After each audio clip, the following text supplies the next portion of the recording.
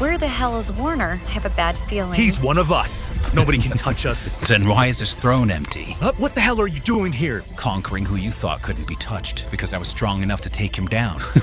What? Are you really that surprised? Never saw that coming. One thing I'm better at than all of you is biding my time. You can't do this, Netflix. It's not my fault I'm better at you than playing the Game of Thrones, brother. Kiss the ring, bitch. So everyone's been waiting in the wings wondering what was going to happen with Warner Brothers Discovery, the parent company behind Warner Brothers Movies, HBO, and a bunch of others. And the last thing any of us expected was for Netflix, the one everyone thought was fading into the background, losing subscribers, constantly getting dragged for the weird stuff they were doing, to creep out of the shadows and basically snatch the whole thing out from everyone else's noses. That's a very simple way of putting it, but essentially Netflix is swallowing up one of Hollywood's biggest old school studios to essentially supercharge its streaming empire with blockbuster films and production muscle, which is great for Netflix, but people are worried. I've played these games before, okay? That's how I knew when I heard the announcement that Netflix is purchasing the company that owns The Matrix. I said, that's ominous. That's gonna be expensive for us at the end of the day. That means by the 2030, Netflix, $50 a month. I'm gonna go ahead and call that. I'm putting that one out there on the board, okay? Because Netflix just announced that they are purchasing Warner Brothers for $83 billion. That's why they got rid of password sharing, okay? That's why you can't share a password with your moms no more. Because Netflix needed money to buy Batman, Superman, Harry Potter, the Justice League. They needed money to buy Game of Thrones, Looney Tunes, Chernobyl. They needed money to buy HBO Max. They needed money to become a bigger monopoly, baby. Especially given how Netflix operates lately and the kind of content they've been putting out. They used to be so good, and now aside from Stranger Things, you're hard-pressed to find something genuinely great on there. Netflix has basically become the premium version of Tubi, and I don't even know which is worse at this point, Disney or Netflix. Honestly, I think Disney is worse because they have so much influence over everything, but now Netflix does too, and people are understandably worried. As we see here in the article from The Hill titled, Netflix Warner Brothers deal looks like an anti-monopoly nightmare. And Elizabeth Warren is already expressing concern about Netflix's planned acquisition of Warner Brothers, saying that the deal raises major antitrust questions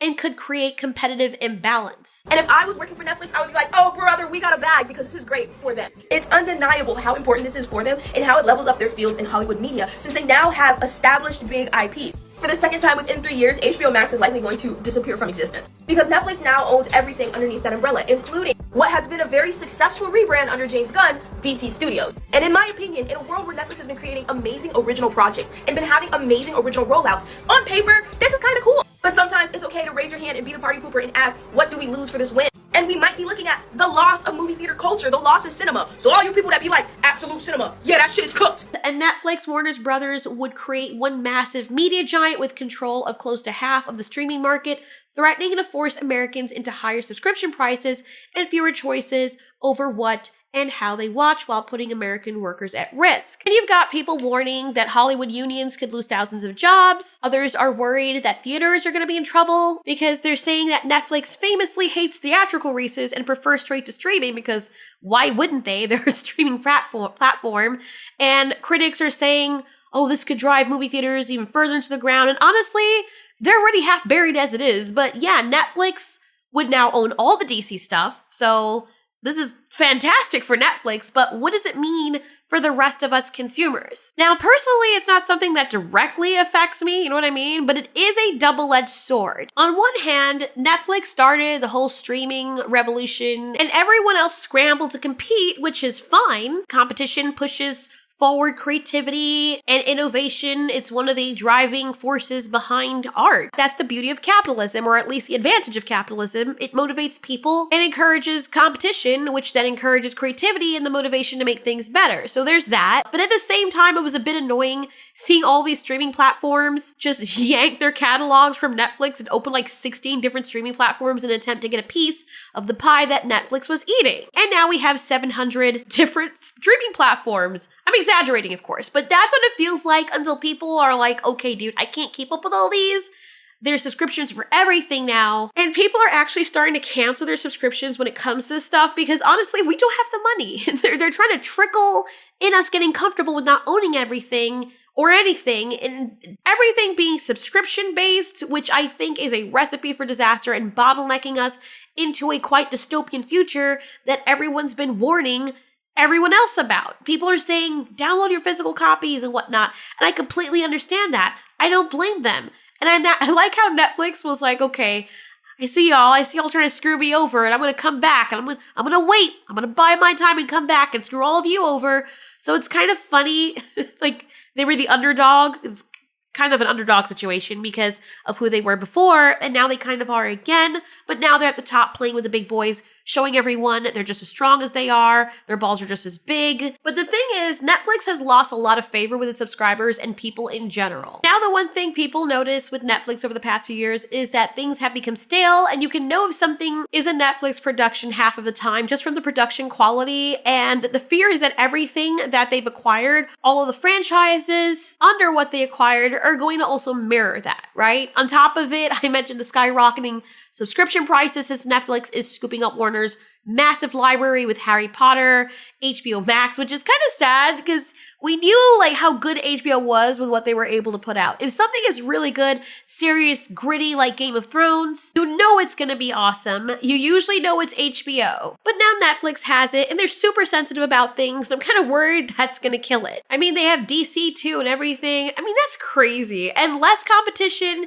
means they don't have to really cut their prices, right? They don't have to worry about luring you in, tickling your little things. Like, they've already been creeping up the bill every year. So how much worse do you think is going to get after everyone gets comfortable and this all dies down and they start rubbing their hands together saying, we all know that all the fans of DC and Harry Potter and all those big franchises want to see this. So if you want to see it, you gotta pay the price. Sucks to be you, right? Why you broke? If you were not aware, Warner Brothers was put up for sale. Why? AT&T basically wanted to get rid of debt associated with Warner Brothers and focus more on telecommunications, like according to them. So in the bidding war to obtain Warner Brothers, 3 competitors emerged as the frontrunners: Paramount, Comcast, and Netflix. Ironically enough, Netflix at one time was considered like the underdog to even obtain Warner Brothers. But Paramount and a lot of other people must have caught wind that Warner Brothers was warming up to Netflix's bid because Paramount wrote a letter to Warner Brothers basically saying, yo, this is not really fair. Apparently that letter did not matter because Netflix has won. So why does this matter? Well, the obvious answer is that the HBO and HBO Max brands would now fall into the Netflix portfolio. But more scary than that is that Netflix would be in control of the studios, how these movies are made, and what people are most concerned about, how these movies are released. It's no secret that the Netflix CEO, Ted Sarandos, does not care for the theatrical release. He's been on record calling it outdated and outmoded. Hell, even artists within the industry like James Cameron has said on record that if Netflix were to buy Warner Brothers, it would be a disaster for movies. In fact, just recently it was reported that there was an anonymous letter sent to Congress from a group of film producers talking about this exact concern. In that letter, it outlined how Netflix could destroy the theatrical release by eliminating the time movies are in the theater. According to a source from Variety, in the proposal for Warner Brothers that talked about bringing down the window for theatrical release for Warner Brothers movies down to as low as 2 weeks.